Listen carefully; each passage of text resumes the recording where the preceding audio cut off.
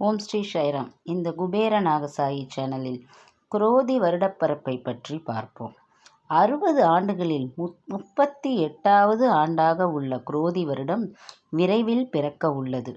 நடைபெற்று கொண்டிருக்கும் சோமகிருது வருடம் வரும் பங்குனி 31ஆம் தேதி இரவு 8:10 மணிக்கு துலா லக்னத்திலிருந்து சனி ஓரையில் முடிவடைந்த பிறகு குரோதி புத்தாண்டு பிறக்கிறது.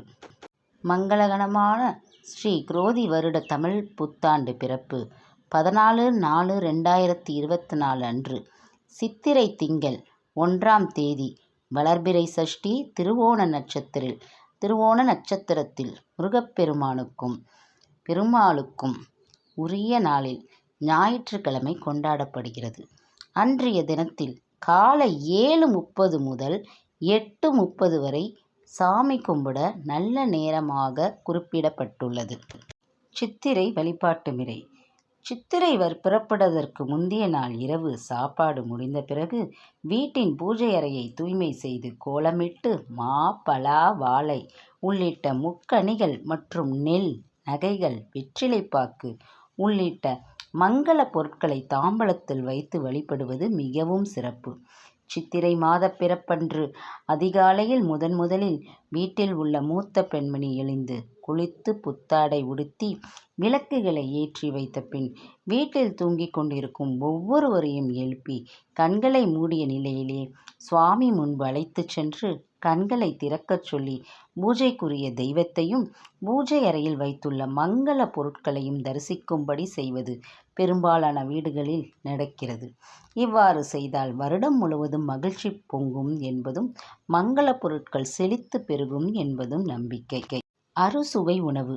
சித்திரை புத்தாண்டு தினத்தில் இறைவனுக்கு படையலிட்டு உண்ணும் உணவில் அறுசுவைகளும் இடம்பெறுவது பாரம்பரியமாக பின்பற்று வருகிறது. இனிப்பு, கசப்பு, புளிப்பு, உப்பு, காரம், துவர்ப்பு ஆகிய சுவைகள் அடங்கிய உணவு சமைக்கப்படும்.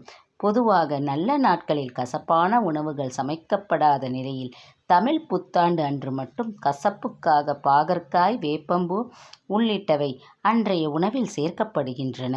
அனைத்தும் கலந்துதான் வாழ்க்கை என்பதை அறிவுறுத்துவதே இவ்வாறு அறுசுவை உணவு புத்தாண்டின் தொடக்கத்தில் படைக்கப்படுகிறது.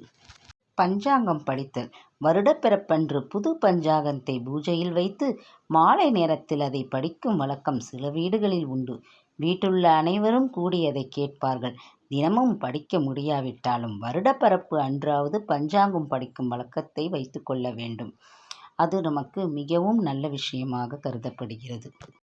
தமிழ் புத்தாண்டு நாளில் பிறருக்கு தானம் செய்து வழிபட்டால் மிகப்பெரிய முன்னேற்றம் கிடைக்கும்.